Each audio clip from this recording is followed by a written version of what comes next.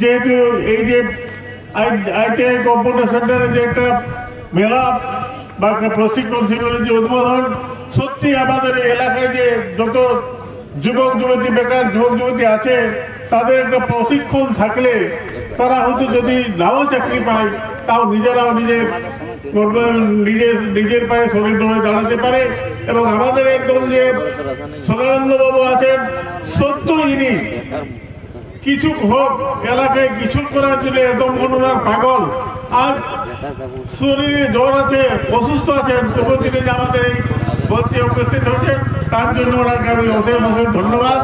এবং এই যে এই সেন্টার এবং আগামী দিনে যুবক যুবতী যারা আছে তারা আরো যেন ভালোভাবে শিক্ষা লাভ করে, উন্নততর শিক্ষা লাভ করে তারা যারা আমাদের এই এলাকাকে, আমাদের জেলাকে, আমাদের দেশকে আরো যেন সুবিখ্যাত করে এবং তারা যেন নামে বিভূষিত হয়।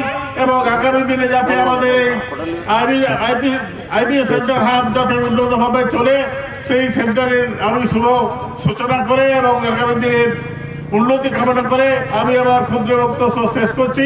নমস্কার।